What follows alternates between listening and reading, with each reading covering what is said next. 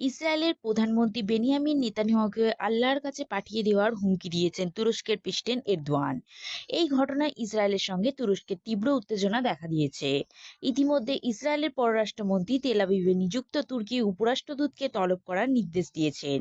এ বিষয়ে গার্ডস বলেন, প্রধানমন্ত্রী নেতানিয়াহুর ওপর এরদোয়ানের আক্রমণ ও আল্লাহর কাছে তাকে পাঠিয়ে দেওয়ার হুমকির পর ইসরায়েলের পররাষ্ট্র মন্ত্রণালয়ের তুর্কি উপরাষ্ট্রদূতকে কঠোরভাবে তিরস্কার করতে এবং এরদোয়ানকে স্পষ্ট বার্তা পাঠাতে বলা হয়েছে। এরদোয়ানকে উদ্দেশ্য করে ইসরায়েলের পররাষ্ট্রমন্ত্রী বলেন, তুর্কি প্রেসিডেন্ট একজন অপরাধী, যিনি হামাসের মতো সংগঠনকে সমর্থন করছেন। হামাসের নৃশংসতা ও মানবিকতা লঙ্ঘনের ঘটনা যারা সমর্থন করেন তাদের কথা শুনবেন এমন কোনো ঈশ্বর নেই।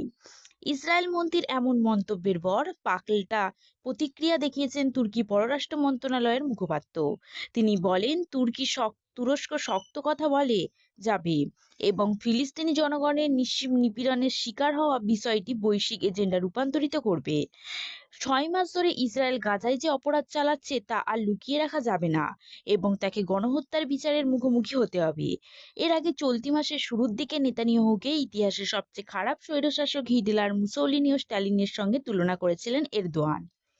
প্রেসিডেন্ট এরদোয়ান এই সময় আরও বলেছেন, হামাস কোনো সন্ত্রাসী সংগঠন নয়, বরং একটি প্রতিরোধ আন্দোলন। তুরস্ক দৃঢ়ভাবে তার পাশে রয়েছে এবং তাদের নেতাদের সঙ্গে নিয়মিত যোগাযোগের ব্যবস্থা রেখেছে।